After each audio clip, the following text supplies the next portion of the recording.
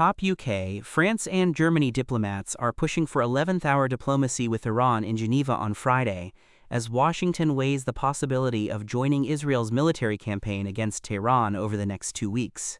Iran and Israel have been trading fire for the past week, in the latest climax of tensions that have been simmering since the Tehran-backed Hamas's terrorist attack against the Jewish state in October 2023.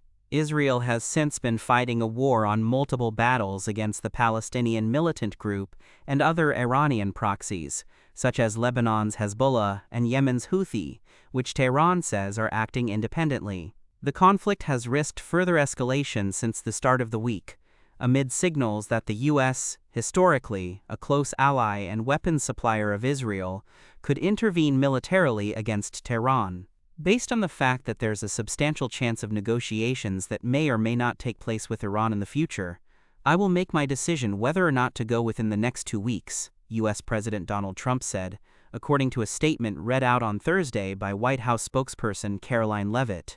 Following a Thursday meeting with U.S. Secretary of State Marco Rubio and Special Envoy for the Middle East, Steve Witkoff, UK Foreign Minister David Lammy said the three discussed how a deal could avoid a deepening conflict, and that a window now exists within the next 2 weeks to achieve a diplomatic solution. There is no room for negotiations with the U.S. until Israeli aggression stops. Iranian Foreign Minister Abbas Araghchi, who is expected to attend talks in Geneva, was quoted as saying on Iranian state TV on Friday, according to Reuters.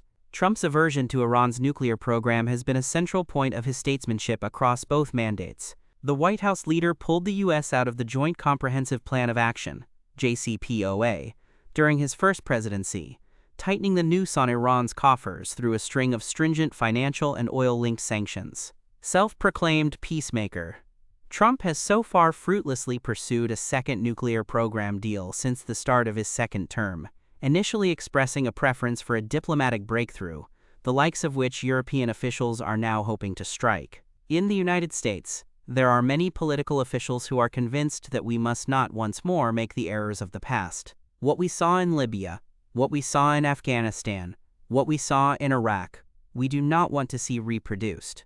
French Foreign Minister Jean-Noël Barrot said in a TV interview with French media, according to a CNBC translation. Notably, the UK, France, and Germany, alongside Iran's allies, Russia and China, were previously involved in the JCPOA with Washington and Tehran. Markets have been rattled by the possibility of the conflict destabilizing the wider oil-rich Middle East and potentially drawing in the world's largest economy, spurring investors on a flight to safe haven assets and broader focus on defense companies and initiatives.